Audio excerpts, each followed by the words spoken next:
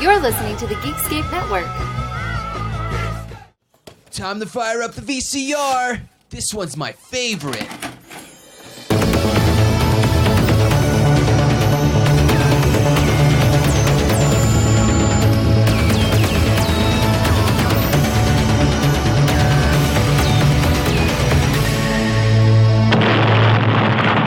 That was gold.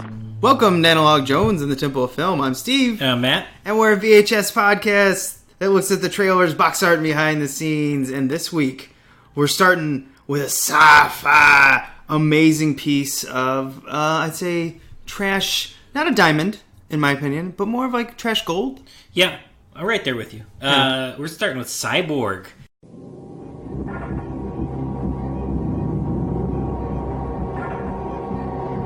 Welcome to the world of the not-too-distant future. Get going! Go! A brutal gang is reshaping the world into their own vision of hell. And only one man can stop them. Jean-Claude Van Dam is leading the battle between good and evil. Take him out. As it's never been fought before. He's on a desperate mission to rescue a cyborg who holds the secret for saving the world. Why did you help me? I don't want to see you die. From the dust of destruction rises the warrior of a new age. Say goodbye, my friend. Jean-Claude Van Dam has become the first hero of the 21st century.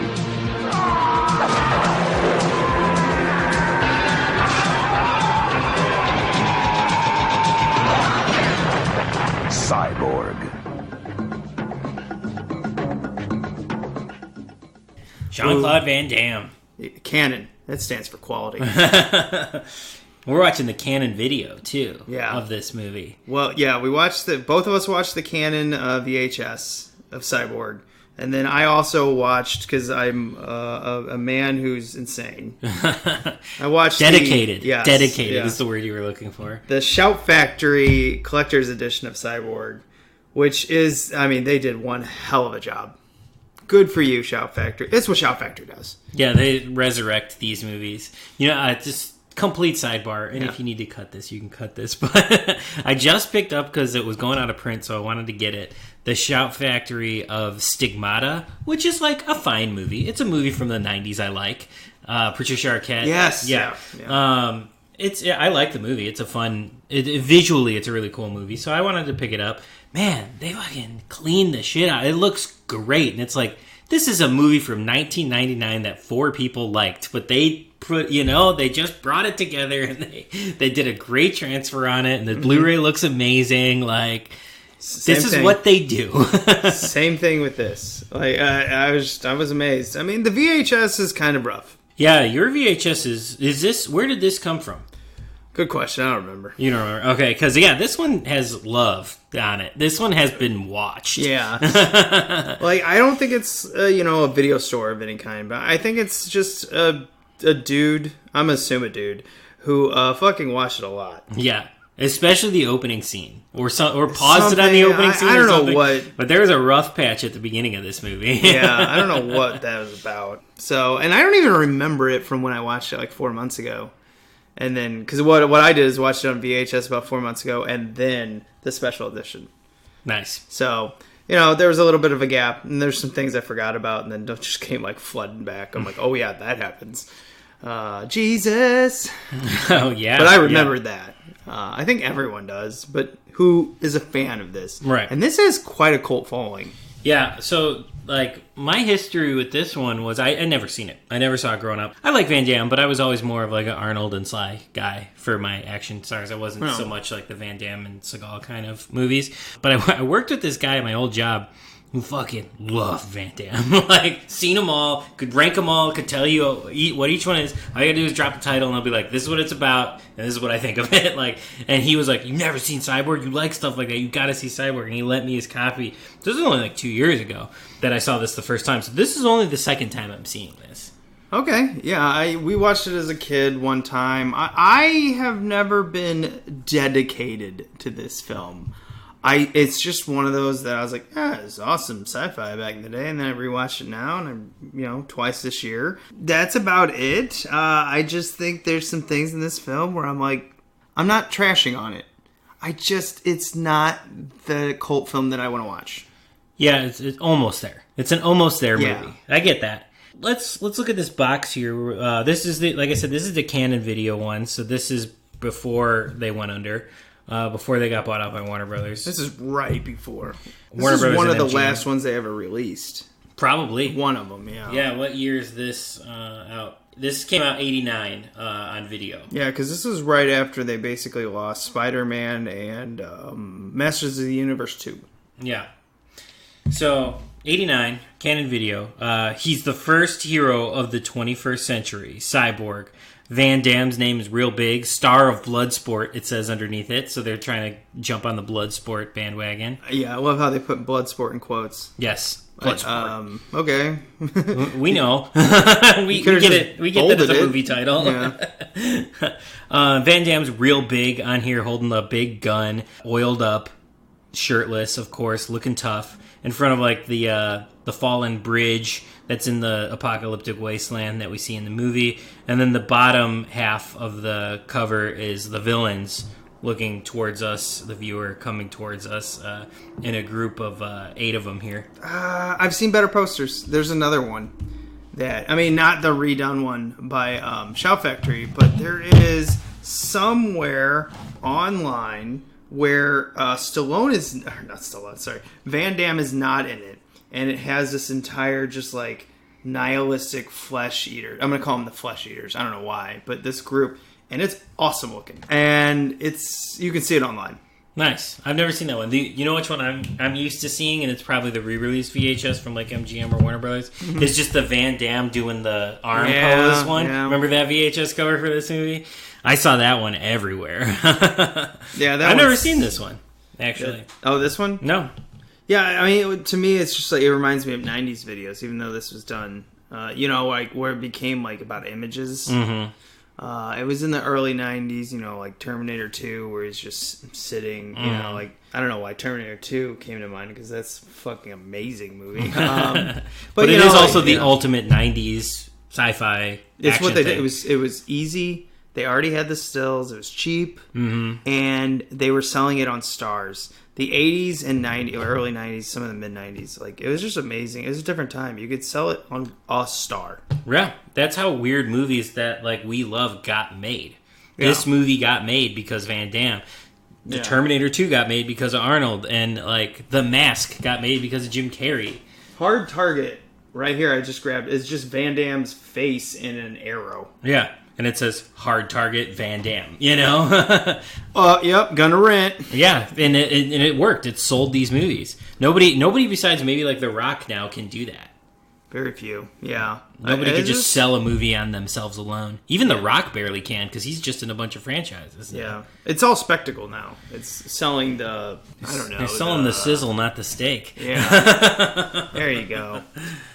Where the fuck did I hear that? That's in a movie, right?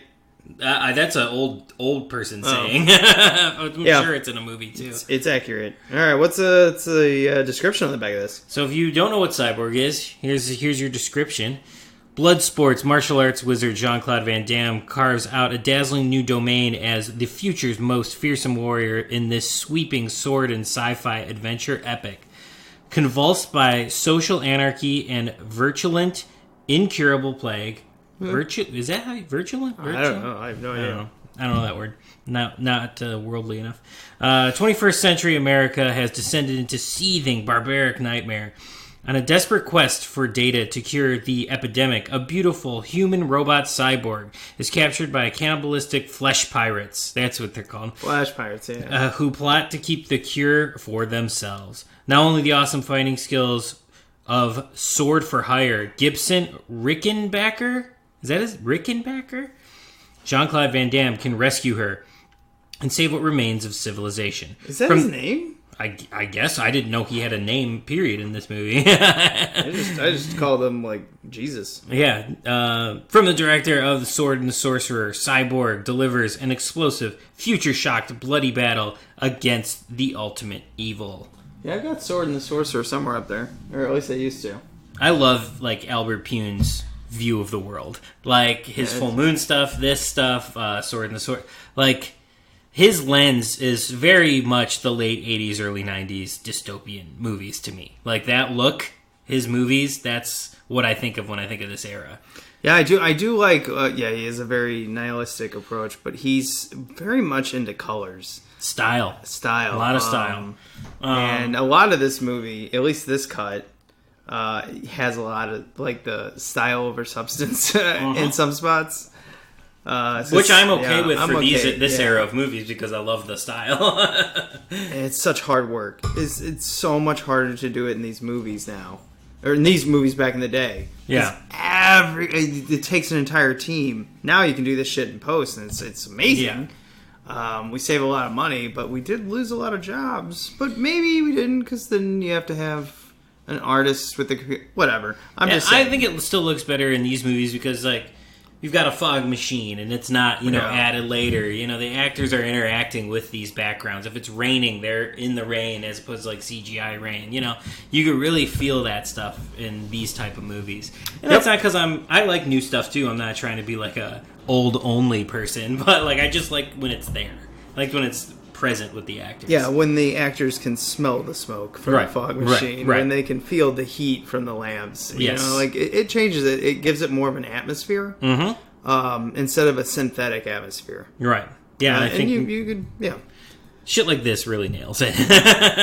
I mean, in older movies too, sometimes the atmosphere ruins it. Yeah. You know, it can have its effect where it's just like, well, that's too much. And they're like, yeah, whoops, we only had enough time for one shot. But going into this film, putting in the tape. Now playing at a motion picture theater near you. We have probably what's one of the best trailers for a movie I've never heard of before. I've never heard of this. But I have to see this film. It's like Dead Bang with Don Johnson. It's Don Johnson as like a rough cop going after Nazis. And I'm like, fuck yes, give me this movie now. And he's like, it's time to recruit the black cops. Like, because at one point in the trailer, they're like, do we know anyone that will help us? And it cuts to like a black sheriff, and he's like, I'll help you. And I'm like, yes!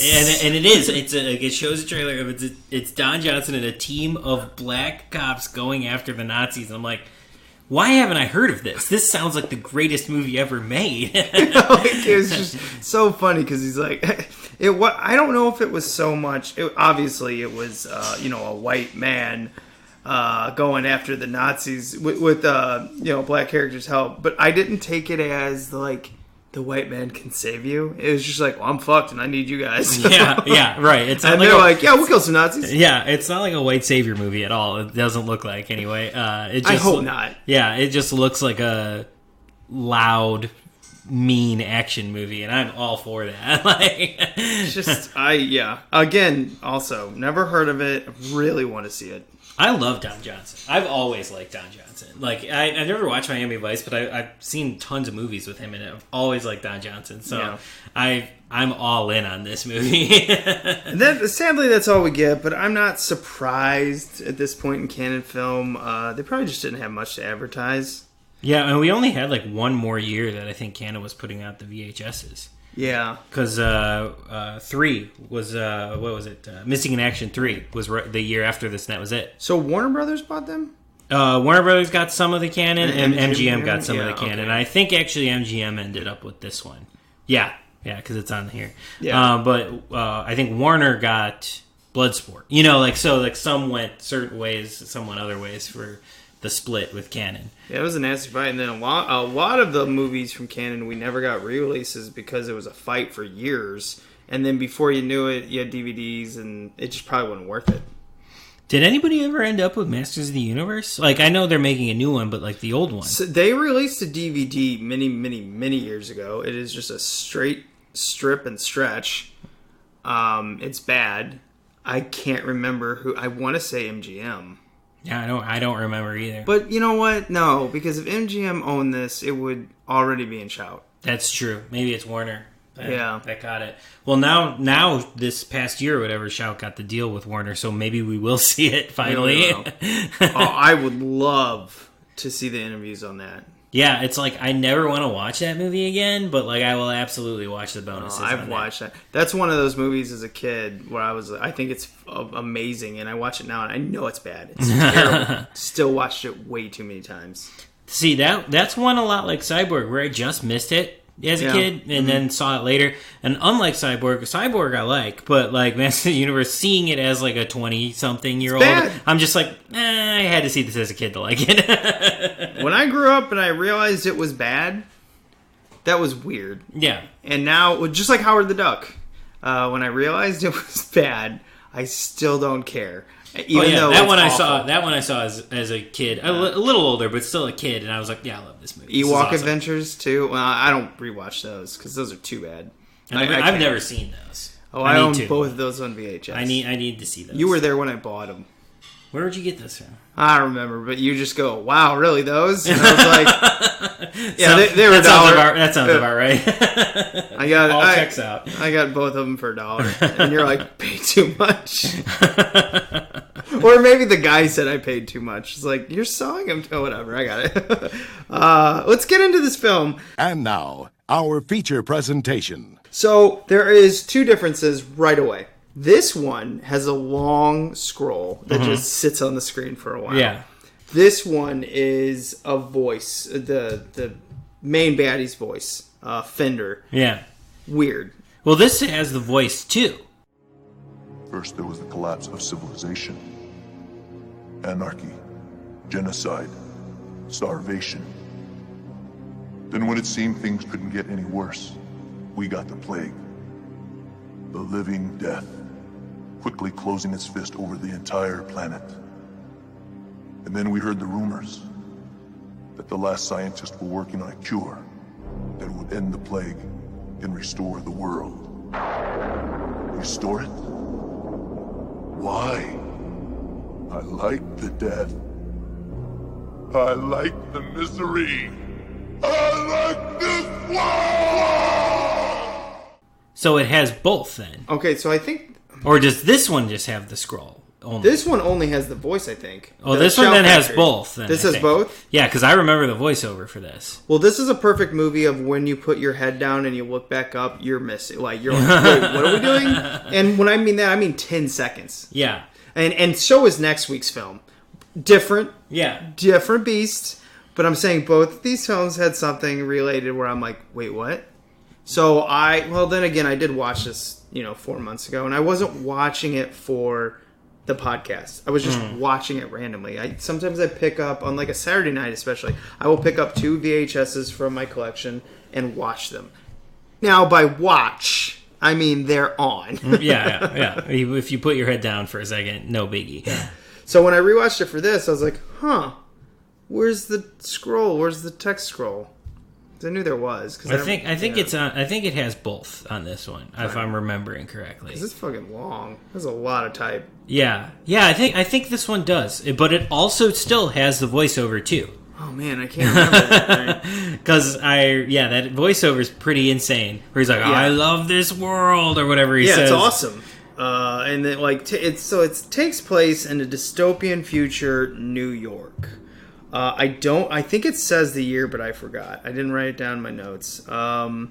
Pirates run it, and I guess they're called Flesh Pirates. Mm-hmm. And they're led by a man named Fender, who is huge. That is a big, ripped man. Yeah, he's very tall, too. Like, he's not just ripped. He's like a football player, Yeah. Ripped and tall. I'm assuming he started as a stuntman that could act a little. And then they're like, we should really use you.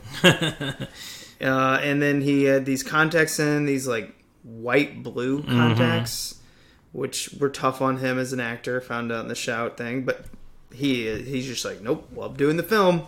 It was hard, loved it. And there appears to be a woman with a cure for a flesh-eating plague or virus, which I did not pick up until the second time I watched the film. I was like, oh, it's flesh-eating? Oh, I don't know. Whatever. And it turns out that woman is a cyborg. And guess what? It's actually a cyborg because she was woman first. She was woman. And then she was enhanced. That's what a cyborg is. So they did their research when they came up with the title. For Unlike Cyborg 2, where it's actually an android. Yes. Yeah. Right. Which we've already talked about, guys. So you can now listen to our hot takes on the entire Cyborg franchise now. Yeah, is there more? I don't know if there are more besides one. I don't fucking know. There is, whatever. Look it up right now. Look it up right now while we keep talking. I got more, because it turns out, like, it starts off with this guy trying to get the cyborg through the pirate town of New York, and he dies. But then we get introduced to Fender right away, where we find out, like, he uses his minions to, like, track people down, and then he just slits someone's throat. And I'm like, wow, how are you so ripped? Because you barely do any work. You know what I mean? Like, but right when his voice comes up, I'm like, what is this?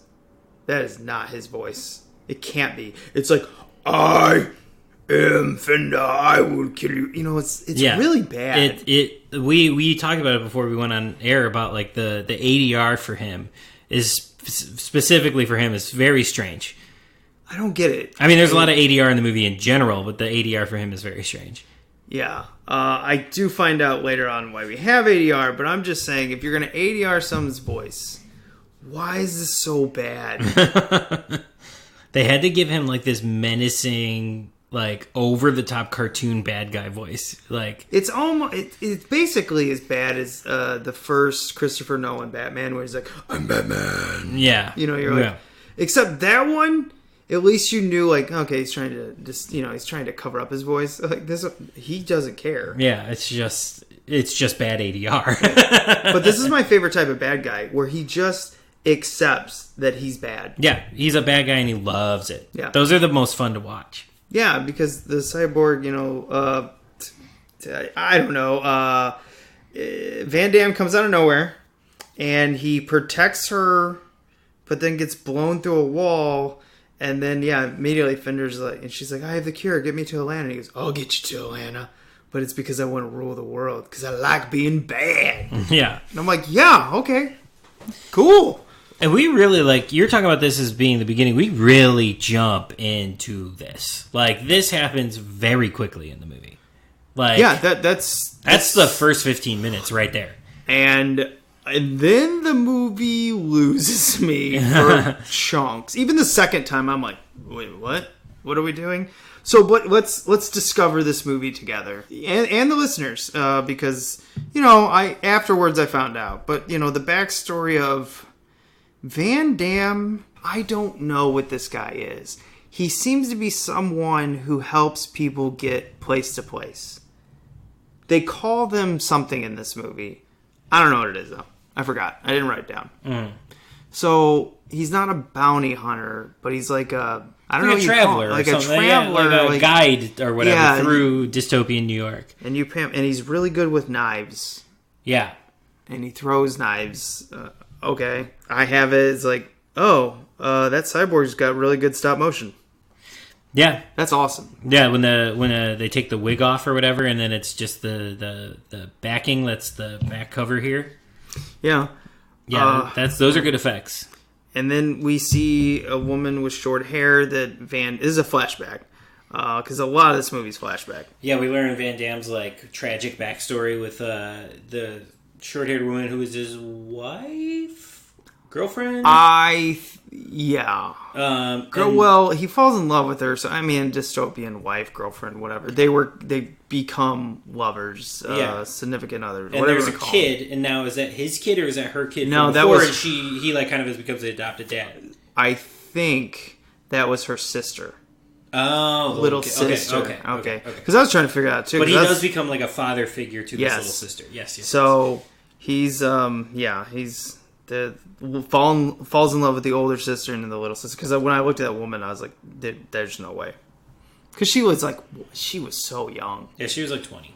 Yeah. Yeah. She was a model, I believe. She's still, she's really good looking for, someone in her 50s now when she's in Shout Factory. So I knew right away. That was her. Yep, that's her.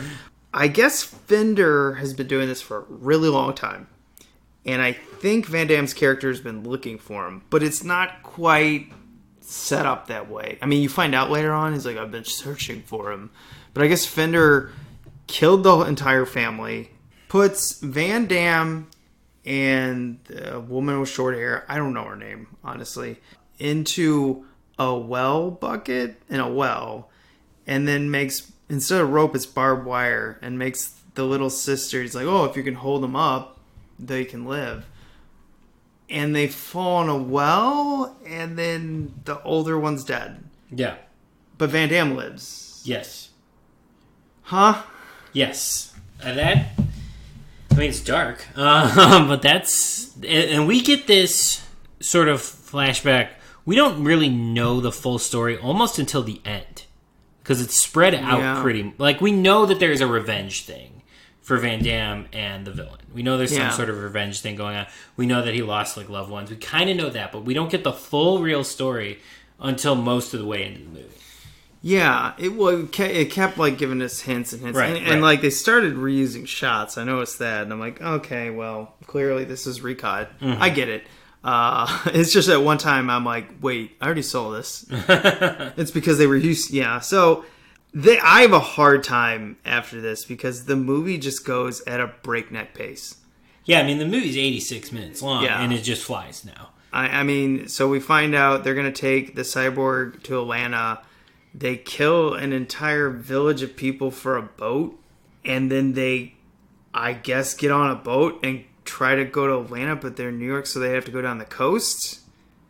And then Van Damme knocks out a woman because he thinks she's trying to kill him or something, and then they become travel companions. And she wants to fuck him. Yeah. Well, I thought that was a body double when she starts running. Because I go, oh, babe, look, they show her from the back, and she has really big boobs. You could tell. And I was like, it's a body double. And she's like, how'd you know? And I go, oh, when they show them from the back like that, the actress probably does. And then the very next scene, she pulls down, and she's like, all boobies. And I go, well, I'm wrong. No, but they do that. They do that in a lot of movies. Yeah. It's not a weird thing when to you have don't a body show double. the face. Yeah, it's not a weird thing to have a body double in a late 80s movie. That's pretty commonplace. So. I was trying to think, is this a porn star, like, or something? I don't know. I've never seen this actress in anything. Neither have I. That's what I'm saying. Is this it's canon. Yeah, but you never know. You never know. Maybe she's just an actress that just was comfortable with nudity. Who knows? But I've never seen her in anything else. I know, that's what I'm saying. Like, obviously, we've seen a lot of actresses that are very comfortable naked, or at least they're very comfortable being paid naked, or at least they feel like they have to. Whatever it is, it's weird, and it's kind of like, okay, I want to talk about it because it felt weird. Do you know what I mean? Yeah, in this movie, for sure. She was just like, it wasn't, she was hitting on him, but it like wasn't sexual, because like it's the moment that they're on the beach and she's like sitting with like the clothes around her, and she just kind of like drops them, and he like kind of picks them up. It's very intimate, but like not sexual or something like that. It's very weird. She's not a very good actress. Well, it wasn't also the thing too with Van Damme at this time wasn't really still like an actor yet, because they didn't shoot this in '89. So they shot this in like '86. Yeah, right? They were. This is right before they shot Bloodsport, which is hilarious because it was released after Bloodsport. Yeah, it was released after Bloodsport. I think Bloodsport was '87. Yeah, so I thought they shot this earlier than '89. So, or maybe wait. I want to say he was doing Bloodsport when this movie went to shit. I could be wrong though. I don't remember. Doesn't really matter because he just had a hard time speaking English at this point. Yeah, he doesn't have a lot of dialogue here. Isn't the actor that we kind of know him as sort of later in this movie. He really doesn't have that much to do, period. He looks good and he fights pretty. Yeah, absolutely. He's doing a lot of his kicks in this movie, for sure. Yeah, which he does a lot of his kicks here. If I'm the director, before I even saw the behind the scenes, I was like, why is he being so pretty in a dystopian movie? Because I was like, I would never put Van Damme in a dystopian movie. That's not his. He does okay, but he doesn't do good. You know what I mean? Right. And I think that's part of like why I don't hang this on a pedestal of cult films. Right. So, I guess we'll get into this adventure. Bigger boobs, Van Damme or the girl? No, I'm kidding. I'm gonna go with Van Damme. I don't know. I'd have to take a look at him again. I'd have to go back and inspect. He is in shape. Yeah, he's ripped in this movie for sure. Look at how cut he is on the back. I know. The other guy's pretty the cut too. other guy's ridiculously cut. So I'm like, I was. You know what? There's a lot of shirtless dudes in this movie. Yeah. Oh yeah. And I don't have a problem with it. No, they're all like sculpted of the gods. So yeah, I was like, wow. The guy at the very muscles. beginning too, the big beefy white guy that was in it. That guy looked like a former football player. I swear I've seen him in something else. Yeah, I reckon this guy, right? Yeah, I recognize him too. Yeah, and I just can't place it right now. I could look him up, but no. I'll just like one random night be watching something, go, oh my god, it's that guy. It's that guy from Cyborg. And then they start traveling together. Like he doesn't want this character to come with him. I can't remember her damn name, but I don't blame him. Why are you following me? I don't need your help. But then army men and ninjas just show up. That was the thing to me where I'm like, wait, what? To have more fight scenes. Like, I think that's literally it, just to have more fight scenes. I couldn't figure out, they weren't part of the Flesh Pirates, right? They were just guys hanging out in this... I think, yeah, it was just because the world is dystopian. There's all kinds of different factions, and this is one of the other factions. But, like, you'd set up a faction and be like, what you doing? And if you gotta pass, you gotta, pass our test, or we're looking, we want your woman. Because you know what they do in these dystopian movies. Or, we want this, we want your money, we want your weapon, whatever. They never introduce their gang. They just go. Yeah, they're just there. And then we get, like, the knife boot, which is cool. I actually think that's awesome. Yeah. Very 80s movie. Yeah. I just love those little bitty prop weapons. Yeah. And then he beats him up. And then somehow we get into a sewer later on, because I really do not follow some of this. We get into a sewer, and that sewer shot is pretty. Like the blues. Mm-hmm. Yeah, this is like that look I'm talking about, the smoke, the blues. It was great. Yeah. Oh, and then when he does the splits above the one bad guy following him and then stabs him in the top of the head, I was like, that's so Van Damme. Yep. He's like, director, I don't know if you know this. I can do the splits. Yeah, I know. We're going to have you do them a whole lot. You literally do the splits every day for me, and I never ask you for it. Yeah, but even like you mentioned, like the stabbing the guy in the top of the head, just overall thinking this is like, now I've seen more Van Damme movies. This one's pretty violent for Van Damme, though. Like Bloodsport, obviously too, but like this is pretty violent for Van Damme. He's killing a lot of people here. I don't think Van Damme would have done this film once he was established after Bloodsport. That's what I'm saying. You know, I think this was like Canon. They're like, we got a guy. We really thinks he's going to be a star. We want him to start doing a bunch of films, and you could tell he has camera presence. He's pretty with his looks and his fighting style. I don't think he just didn't know how to act. Yeah. But he wasn't awful. You know what I mean? No. It's because he's so watchable. You could just watch. Yeah. He's so watchable, even though he's like kind of not that great yet. He hasn't really found his rhythm yet. I just don't understand how you can keep doing those splits. It also fascinates me that he finds ways in every movie to do the same shit. Like you have, even in the like, I just forgot that it was just like not In the Nick of Time. That's like a Johnny Depp movie or something, or Time Cop. Time Cop, he does in that one too. But I'm talking about where he's the dad who's the fireman, and he ends up getting it's an NHL game. I've seen it a lot. Oh, what the fuck is that one called? I always want to say like Overtime or Sudden Death. Sudden Death. I think he does the splits in that one as the hockey goalie. I never seen that one. Actually, that may be a lie. I may seen have that a seen lot. that one and just don't remember it. I've seen that movie a lot. I fucking loved it as a kid. That's why it's just like, why can't I remember the name of it? But it came back.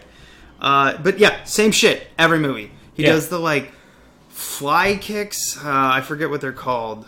They're very pretty. I don't think they would be very useful in a lot of these, but he does the splits. He does the thing where he does the little kick on the ground, and then he gets up and he goes, yeah! And same shit, every movie. Yeah. Fully entertained. Yeah, absolutely. This kick he does a lot, too. The one on the back cover here. The kind of like, I don't want to say roundhouse, but like, mid-body level kick. Yeah. He's a little guy, so mid-body kick. He's very good at posing after his strikes. Yeah, that's his thing. And then, so they get through it. Then they capture him and the girl because they get out of the sewer and then they just run in a swamp with sand. This is very confused. I had no idea. Obviously, a swamp, but like it looked like they went from sewer, swamp to desert. Yeah. Am I wrong? No, that's what it's. But it's a. Is it a beach or is it the desert? Okay, you don't know either. Okay, That's what I paid attention to. Like first, the incredibly muscular woman who's fighting his companion. I was like, what? And then her hand immediately gets cut off, and I'm like, oh, so she's a shitty fighter apparently. Yeah. Because this girl he's traveling with knows nothing about defending herself. right. And she still slices off that woman's hand. I think stabs her too. I don't remember. I don't remember. And then somehow gets away because they capture Van Dam after, he put up one hell of a fight, but, what are you going to do after a while? And then they string him up like Jesus. So we find out that Fender really likes to fuck with his prey. Yes, and when he gets Jesus, that's when we that's when we hear the whole story. That's when we get the full thing of what happened with his companion, his former companion, and the kid.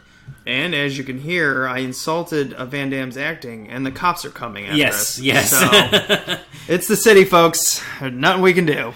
Yep. I don't think he would have done something like the Jesus pose later in his career at all. No. I feel like that. I was actually surprised by that.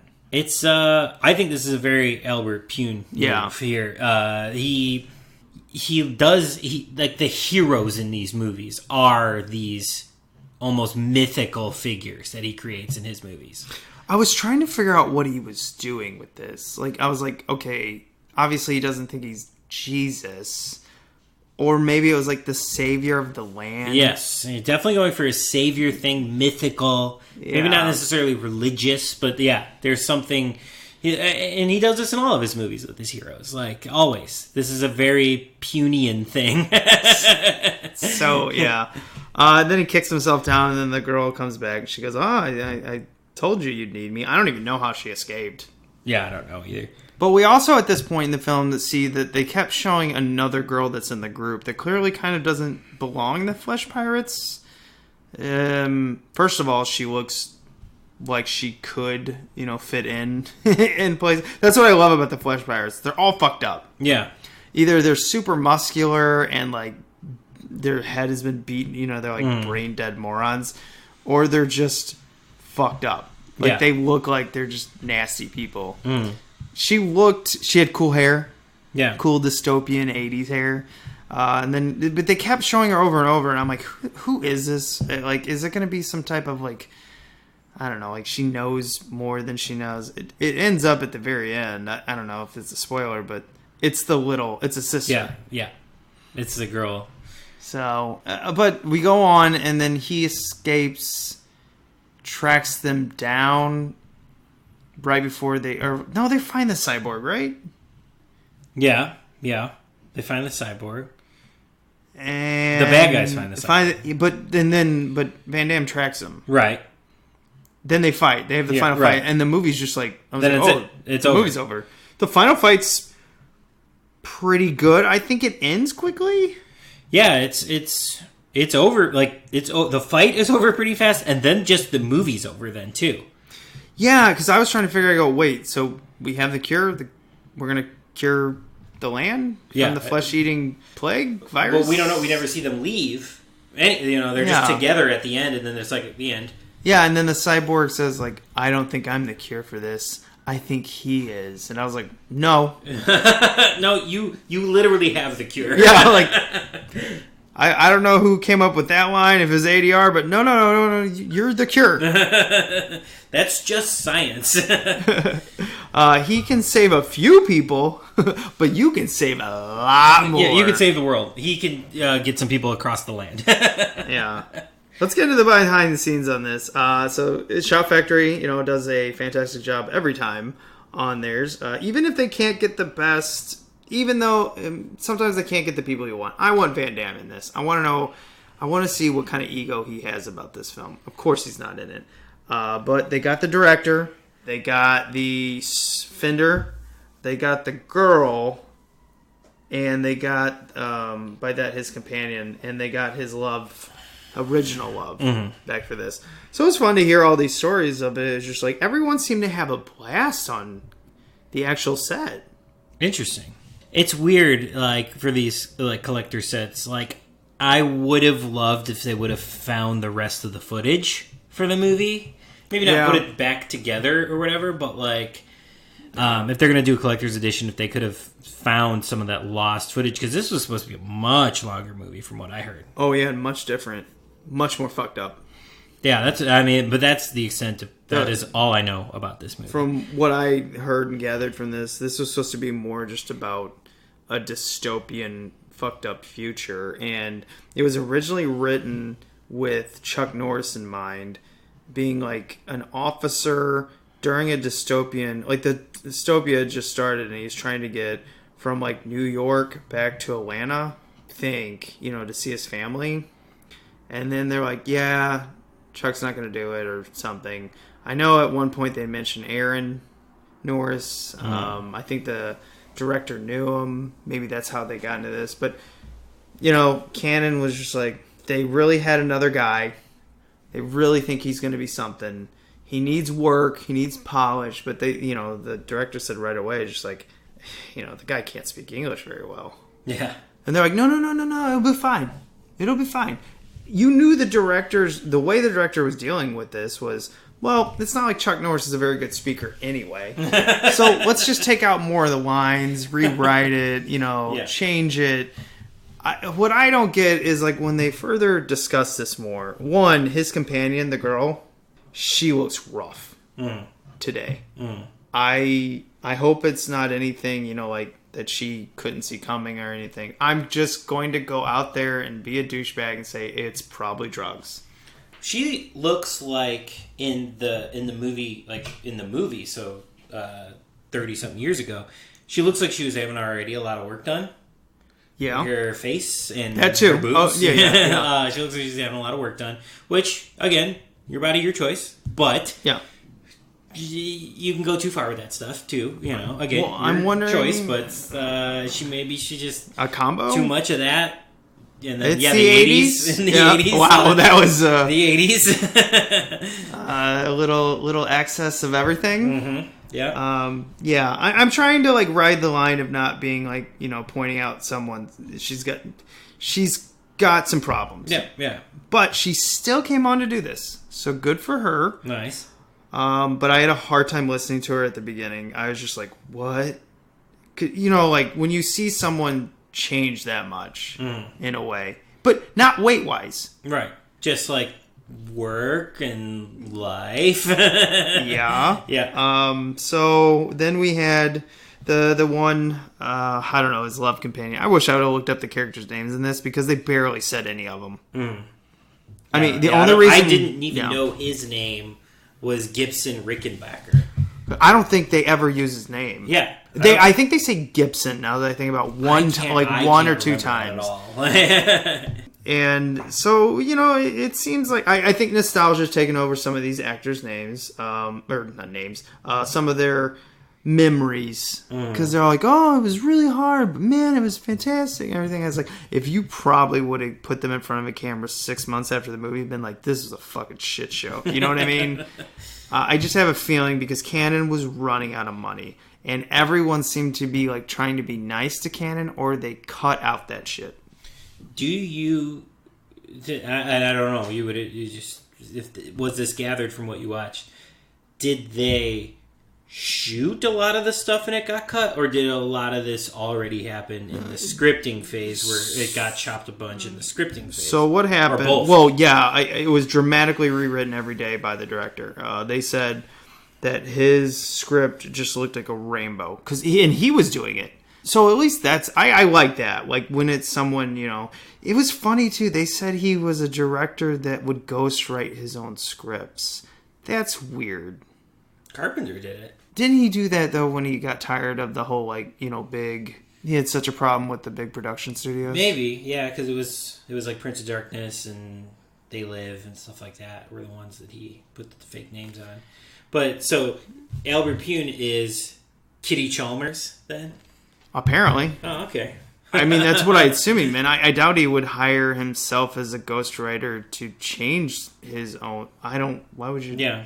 Well, because as a director, you do your pass on the script anyway. Yeah, that's why I was like, I assumed it was like he was the writer. Right. Okay. So you just put the fake name of Kitty Chalmers. Yeah, but now that I think about it, I can't confirm that. Okay. I don't know.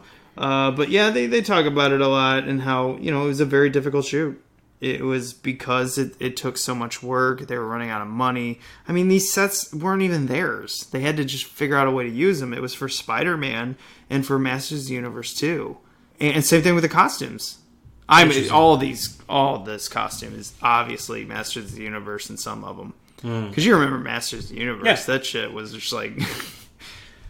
that could easily... Masters of the Universe, you could call it dystopian. Yeah, absolutely. Yeah. And they did a lot of this stuff. So, I mean, it was cheap. Mm-hmm. And you could have fun with it. And you could sell it. Man, though, like, would I have loved to have seen a Canon Spider-Man? I think it would have been awful. Yeah, but, like, that would... I just think like Captain America, like, beautiful trash. Like, yeah, I think it would have been really watchable. Like... Because if you think about it, like, big ideas with that... Like, I mean, Spider-Man was too big. Yeah. How are you going to get that guy to... fly? Yeah, like, Masters of the Universe was too big. Yeah, they had to set it in modern day, whatever, Superman was way too big. Yeah.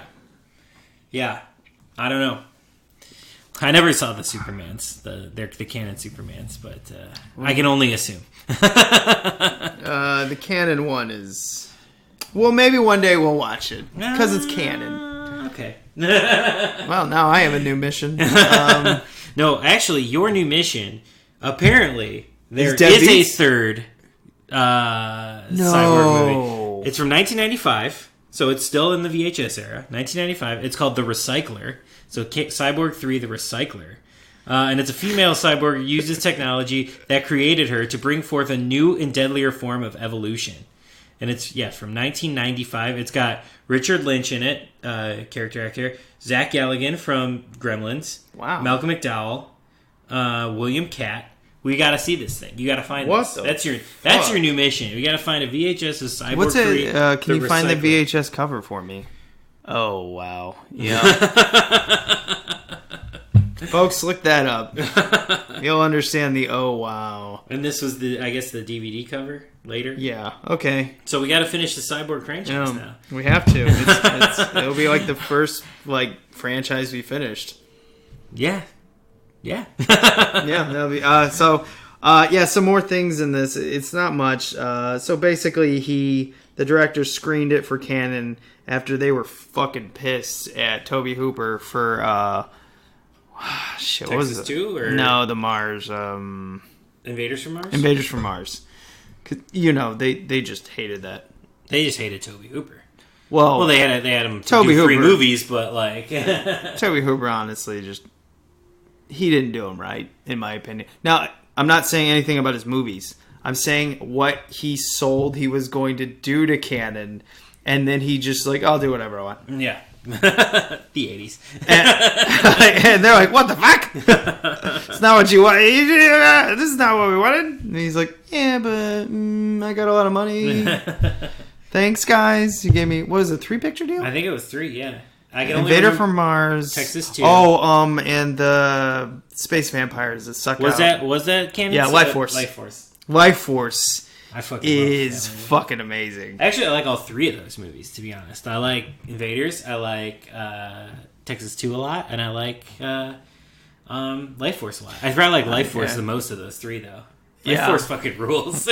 I just think it's funny that, like, Canon movies, they would get actresses just by, like, can you take off your clothes?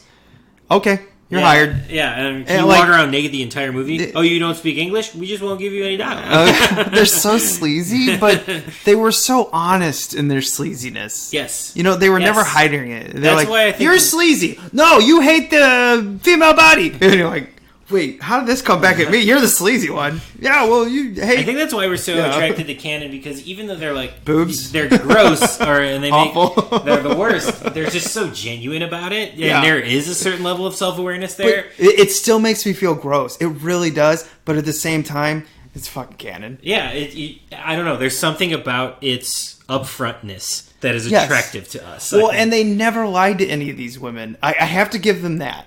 This isn't like, hey, we're going to fire you today if you don't get naked in front of the camera. They're like, by the way, nudity. Good?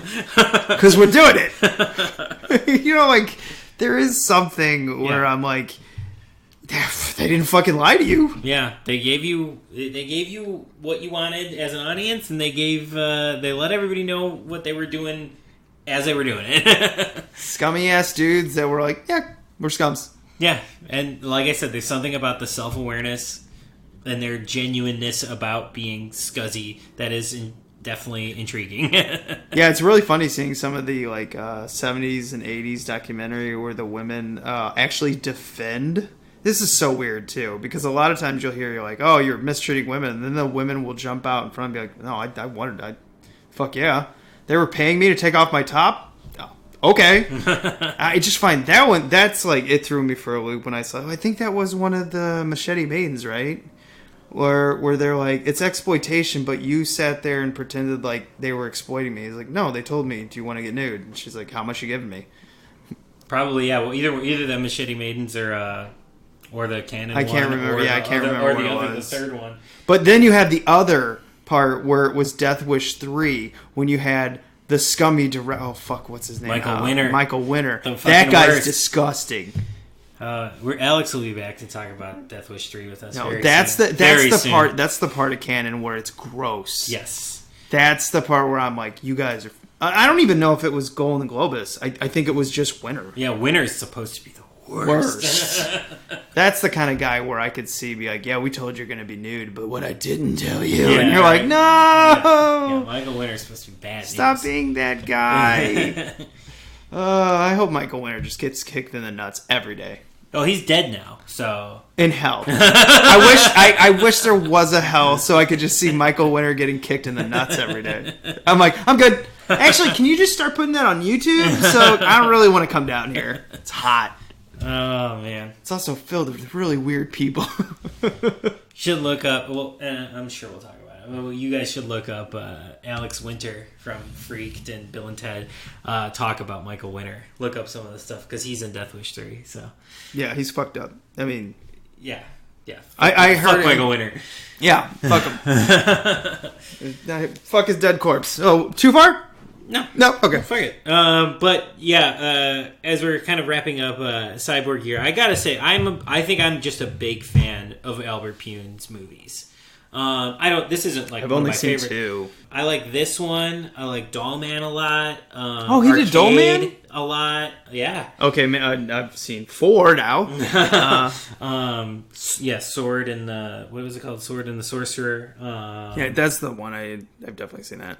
Yeah, they all are like that. All of his movies are all like this. So I'm starting to think he had a rough childhood. I picture him. I mean, I've never seen him before in interviews or anything. You watch this. I am just picturing the biggest nerd. Like I am just picturing that he is just a big old dork in the best way possible. In one of his interviews, he's just wearing a husky shirt, like huskies, the dogs. Nice. great. Yeah. Love it. And he was also, I knew something was wrong with him when he was talking about how great it was to work with Golan and Globus. And I go, well, something's wrong.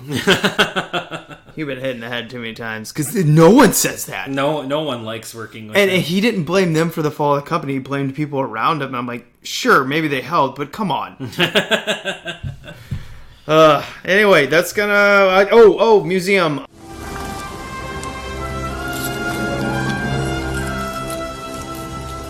This is the second time I've had to reclaim my property from you.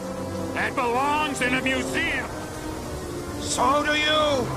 Yeah, I'm gonna go... I gotta go negative with this. If you're gonna ADR someone's voice, could you, like, not fuck up the main bad guy's voice like that? Like, I just don't... I am Fender. Like, it's like the devil's voice from Spawn. Yeah, it did sound like that. That's absolutely what it sounded like. So, you got anything for the museum? I've got some more news from the Pune camp in a second. Breaking news. Yeah, right. You know, what do I really like about this movie? Overall, before I get to my museum, I guess I like this movie. I'm with you though. It's like it's a gold, not a diamond though. It's definitely a fun cult movie. I love the look. I love the feel of this movie. I like the vibe. I like the way it's shot, and I like the breeziness of it. It makes no goddamn sense, but I like the breeziness of it. This movie's fun to watch. I like watching this movie. But my standout thing... Yeah, I can really tell from what you're about to put in the museum. I really love this movie. What's great about it? No. Yeah, like a lot of my stuff, I guess, is overall. Maybe I'll just put in the Cyborg because it is cool. It's a cool effect. You see it very early on in the movie too. Like they really just give you the money shot early on. It must have been really hard too because they don't use it again. Yeah, it never comes back. Yeah. But I like the Cyborg a lot. Well done. Yeah. I'm assuming whoever did this stuff probably went on to do a lot. Oh yeah, like the effects work is great here for sure. All right, so let's break into breaking news. Breaking news from the Pune camp. So Albert Pune is still working today, and he's in and out of stuff. Like he'll take a few years off, and then he comes back and does something. So he's making something this year that's already been shot, and then he's filming one after it. So he also directed in the 90s the Nemesis movie. Okay. I don't know if you remember those. Mm-hmm. He did the whole series. You're obviously not the Star Trek Nemesis movie. No. But the Nemesis 1, 2, 3, 4. Mm-hmm. I've only seen one. I've never seen any of them. But the movie he just finished apparently is called Cyborg Nemesis, and it is a combination film of Cyborg and Nemesis. It's called Cyborg Nemesis: The Dark Rift, and then he's filming now a sequel to Cyborg himself, so this is separate from Cyborg 3, called Cyborg Rise of the Flesh Eaters. Wow. All right. So we've got 2 more Cyborg-related Pune movies coming out next year. So what you're saying is we found our in theaters now. And by that we mean Voodoo, maybe? Yeah, maybe. We might be just like sketchily getting it somehow. But so we've got apparently 3 more Cyborg movies to see to finish the franchise, but only one that is currently out. Okay, good to know. Fucking hilarious. I'm still... It's hard to absorb what you just said after finding out there's a Cyborg 3 before this. Too much information. Too many cyborgs. So yeah, that'll end it for this week. It was fun. That's all I got. Yeah. That's Cyborg, everybody. Yeah. All right. Yeah, you know how the internet works. You can find us. Search Analog Jones. That's all we got. We don't market much. We're around though. Yeah. Remember to be kind. Rewind.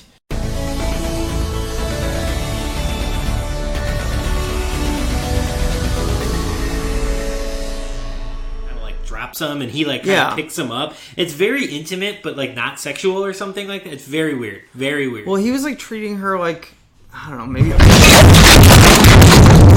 Whoa! What happened here? That was crazy. Yeah, it definitely did. No. Everybody's good? No. That was just a weird thing that just happened. Okay. I won't, because it has safety latches. Yeah. To prevent what just happened.